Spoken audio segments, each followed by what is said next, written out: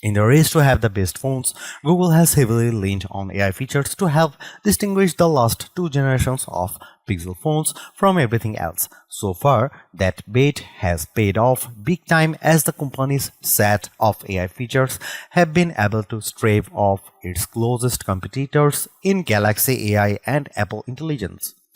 For its 10th generation models, the story is no different as the Pixel 10 Pro and 10 Pro XL are exemplified by AI assistants. I have been able to spend some time with them along with the Pixel 10 to get a feel for what these two Pro phones bring to the table.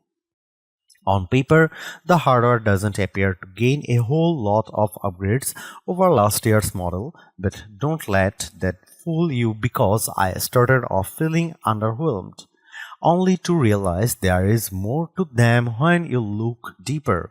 In my Pixel 10 Pro and 10 Pro XL hands-on, you will find out exactly what makes them special. There's a little bit of a shakeup with their pricing, one that I can't say for sure if it's good or bad. The Pixel 10 Pro is priced at $999 US with 16 GB of RAM and 128 GB of storage. Higher storage options are available at 256 GB, 512 GB and 1 TB, which are priced at $1,099 US, $1,219 US and $1,499 US respectively. This pricing structure is identical to the current Pixel 9 Pro, so no surprises here. However, the surprise comes in the form of the price hike with the Pixel 10 Pro XL. That's because the starting price is now $1,199 US, which is an increase $100 over the Pixel 9 Pro XL's cost. I'm not complaining because it's a price hike nonetheless, but now it's accompanied by 256 GB of storage, which is double the amount offered with the cheapest Pixel 9 Pro XL. I suppose this is okay given how its main rivals, the Galaxy S25 Ultra and iPhone 16 Pro Max, both start off with 256 GB of storage. In terms of color options, you get your standard black and white options, porcelain and obsidian. If you want color, then you will have your choice between moonstone and jade. Between them, I prefer moonstone because it reminds me of the bay color of the Pixel 8 Pro, whereas jade doesn't have as much color saturation as I'd want. Pre-orders for the Pixel 10 Pro and 10 Pro XL are available right now with full retail availability beginning on August 28. Not much has changed with either phone since they recycle the same design as their predecessors, and that's not a bad thing either. I'm a fan of smaller phones, so I naturally gravitate towards the Pixel 10 Pro. No matter your size preference, both phones continue to feel solidity built and premium. That's because they employ spacecraft-grade aluminum frame, polished edges, and Corning Gorilla Glass Victus 2. On the back is the classic matte finish.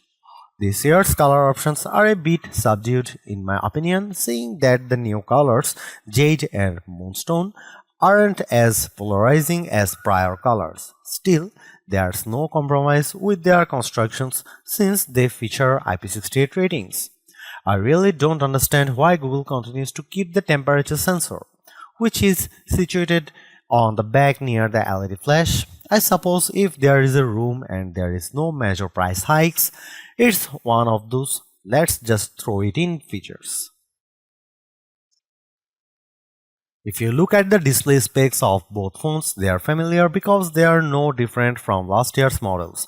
So that's a 6.3-inch Super Actua display for the Pixel 10 Pro and a 6.8-inch one for the Pixel 10 Pro XL.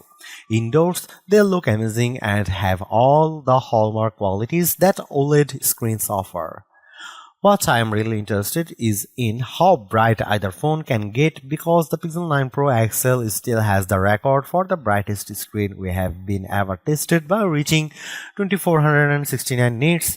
Google only needs to beat itself, so it would be only setting the bar higher for everyone else. Google has it rated for a peak brightness of 3300 nits, but I just hope it can exceed the 1769 nits that the Pixel 9 reached. I spent more time checking out the Pixel 10 Pro and 10 Pro XL cameras during my hands-on time. First of all, you should know that the triple camera system on both phones are identical to one another. So that's a 50 megapixel main shooter, 48 megapixel ultra-wide, 48 megapixel telephoto with 5x optical zoom, and a 42 megapixel selfie. Secondly, the camera specs are identical to last year's phones.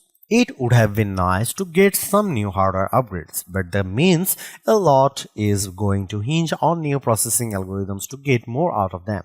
Google mentions there's improved low light capabilities with both phones, including shooting and video with their updated video boost features, but I'll be the judge of that once they are properly tested. The most appealing aspects of the Pixel 10 Pro and 10 Pro XL cameras is how they'll heavily lean on more AI features. I got to try many of them and let me tell you, they are impressive. Google Pixel 10 Pro and 10 Pro XL adds ProRes Zoom.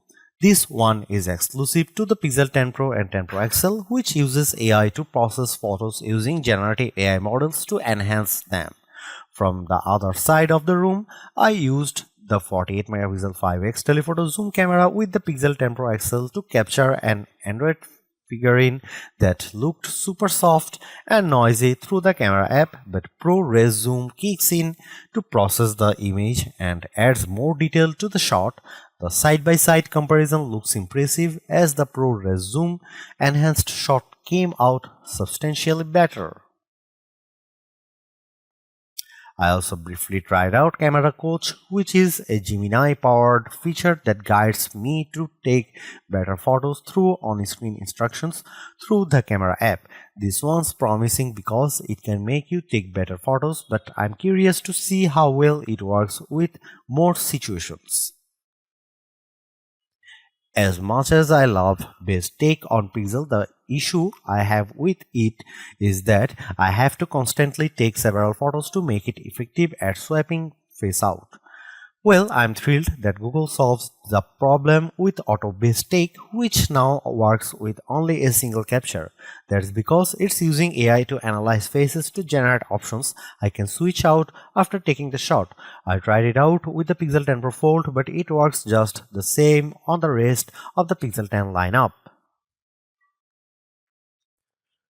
While ProRes Zoom is impressive, I think Edit with Ask Photos will be more of a revolutionary feature. It takes the generative AI capabilities of its Reimagine feature, but now makes it much easier to edit photos by just typing in your descriptions. I was able to transform my collared shirt into a plaid blazer, which I think looked convincing. There is more pressure than ever before with the Tensor G5 that's powering both phones. This is because prior Tensor chips have underperformed compared to its rivals, but this TSMC made chip is made using a 3nm manufacturing process, which Google says offers 60% better TPU performance and 34% faster CPU performance. So far, the Pixel 10 Pro and 10 Pro XL feel super responsive, just navigating around the interface. Apps open fast and every actions feel instant, but this isn't new since all Pixels I have reviewed have the same qualities. The area where Google's Tensor chips underperformed have been around benchmark scores, which still have a lot of importance. One area that significantly underperformed on past Tensor chips is GPU performance, so I am crossing my fingers that the G5 makes bigger gains around it. While I am confident that we'll get better power efficiency out of the Tensor G5, Google is packing a larger sized batteries in its new devices, a 4870 mAh cell in the Pixel 10 Pro and an even larger 5200 mAh in the Pixel 10 Pro XL. Both of these capacities are larger than their predecessors, which makes me more optimistic that they will offer bigger improvements with their battery life.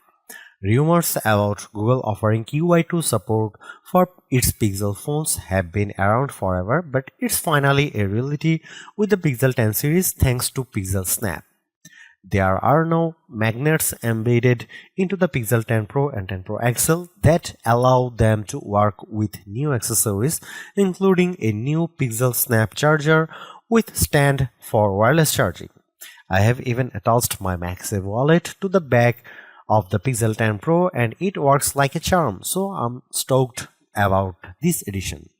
Speaking of wireless charging, PixelSnap offers QI2 wireless charging support up to 15 watt with the Pixel 10 Pro and an even faster 25 watt wireless charging speed with QI 2.2 support for the Pixel 10 Pro XL.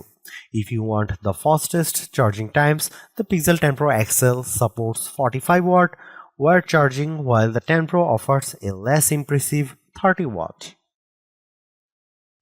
I'm eager to put these phones through more testing to see how well they perform, but what I have been able to check out or first-hand convinces me that Google's pulling ahead of the pack. The company has already established itself for having the best AI phones around, and the Pixel 10 Pro and 10 Pro XL keeps on widening the gap. Samsung has done well to keep up with its Galaxy AI features, but I think it puts Apple Intelligence on notice because of the amount of new AI features present here with these Pixel 10 Pro devices. They add on to the existing set that Google has delivered like Call Screen, Pixel Studio, Magic Editor and much more. Hopefully other aspects of these phones are improved, namely the performance of the Tensor G5 and their battery life. One thing's certain, they make other phones look dumb.